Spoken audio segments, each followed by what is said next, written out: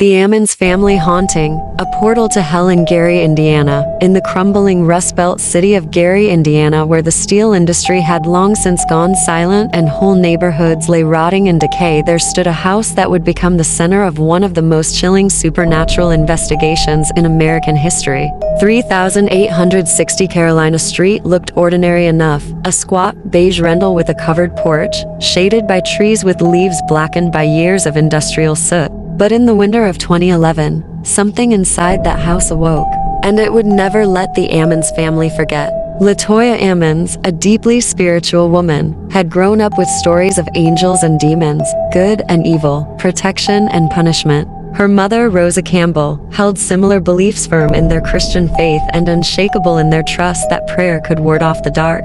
After falling on hard times, LaToya and her 3 children aged 7, 9, and 12 moved in with Rosa into the Carolina Street home, hoping it would be a sanctuary. It wasn't. Within days of moving in, they knew something was wrong.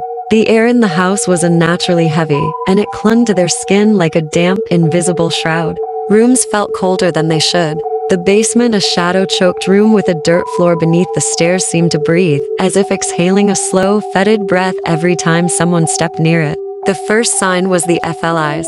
In the dead of Indiana winter, with snow piled against the porch steps, Rosa found the screened-in porch crawling with hundreds of large black FLIs. They buzzed in the corners, swarmed the windows, and returned, no matter how often they were killed. It was like they were trying to get in, Rosa later said. Like they were drawn to us. Then came the footsteps, slow and deliberate, creaking across the floor when everyone was asleep. LaToya would lock her bedroom door at night and still hear the unmistakable sound of heavy boots walking just outside. Sometimes she'd find wet footprints in the living room, tracking across the carpet. No one had come or gone. The family began seeing shadows. Not just flickers in the corner of their eyes, but full-bodied figures, black silhouettes that moved through rooms and sometimes stood, silently watching. The children became terrified of sleeping alone. The youngest began talking to someone unseen in the closet. He called it the monster. Soon, the children began to change. The 7-year-old boy started speaking in a growling voice. His eyes would roll back in his head. During episodes, he would convulse and scream curses. The 9-year-old was caught whispering to himself in the dark, saying things like, "They're coming for us," and "He says he wants mommy." The 12-year-old girl suffered the most. One night she screamed out, clutching her throat, saying something was strangling her. She said a voice told her, "You'll never see your family again." Her behavior grew erratic. She entered trances, spoke in tongues, and once tried to throw herself out a second-story window. She said she needed to escape. The man with the red eyes. LaToya and Rosa took the children to doctors, psychologists, and therapists. None could find any medical explanation. One psychologist wrote that the family was suffering from delusions but admitted that their fear seemed genuine and something he couldn't explain was happening. The turning point came in April 2012, when a DCS caseworker and hospital staff witnessed something impossible. While at the hospital for evaluation, the 9-year-old boy began growling. His eyes turned white. Then, in front of a nurse, a caseworker, and Rosa, he placed his hand in his grandmother's and walked backwards up a wall. He went up to the ceiling, flipped over Rosa's head, and landed on the floor, all while holding her hand. The nurse screamed and ran. The caseworker left the room to pray. The boy had no memory of the incident. The hospital chaplain was so disturbed by what he heard that he recommended a priest, Father Michael Magina. Father Magina visited the Ammons home. The moment he entered, he said the house was oppressively dark. Blinds dripped with oil from no apparent source. Crosses inverted themselves. One night, he heard a growl from the basement that shook the floor beneath his feet. He performed minor exorcisms, but they only made things worse. LaToya would enter a trance, her voice dropping into a demonic register, and begin speaking in Latin. The children would cry out in pain as unseen hands scratched them. Eventually, after compiling reports and recordings, Father Magina received permission to perform a full exorcism.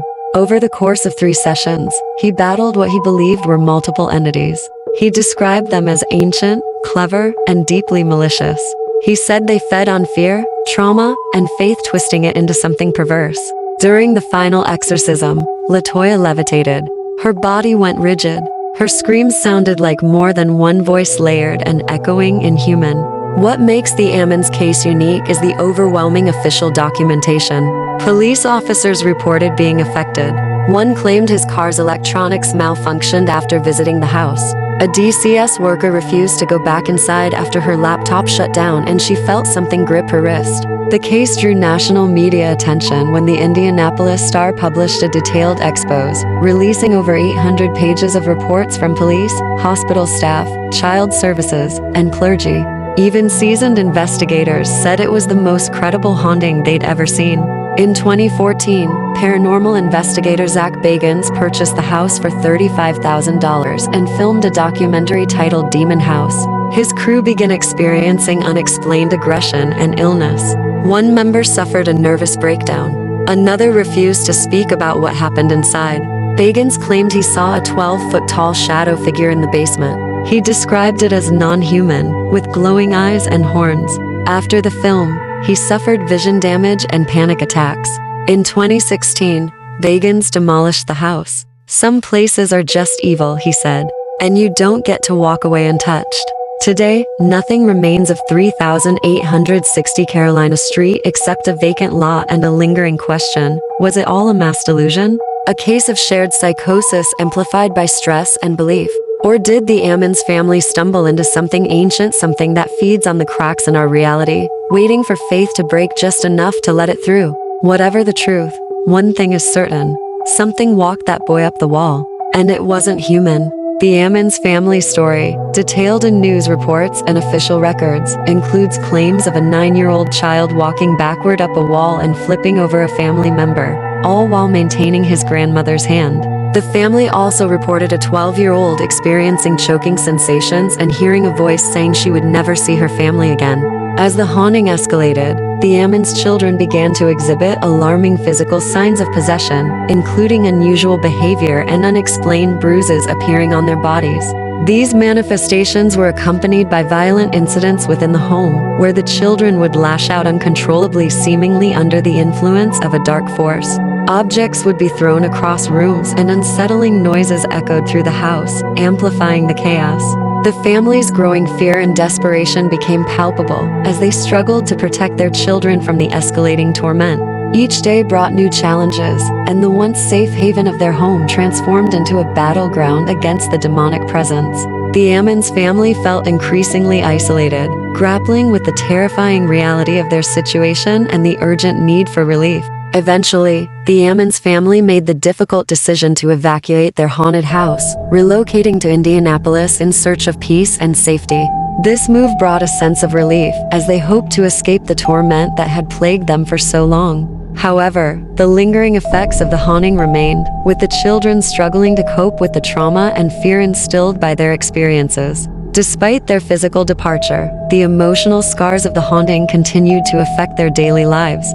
In later years, the house on Carolina Street returned to the spotlight, drawing attention from paranormal enthusiasts and investigators eager to uncover its dark history. The Ammons family's story became a chilling reminder of the supernatural forces that once held them captive. My name is Penny Flick, with Kreep-ish. I'll be back with more stories that challenge our perceptions, question reality, and keep us peering into the darkness of history. Comment below on your thoughts. What stories intrigue you the most? What mysteries do you want to uncover? Until next time, keep questioning, keep exploring, and remember, the truth is often stranger than fiction.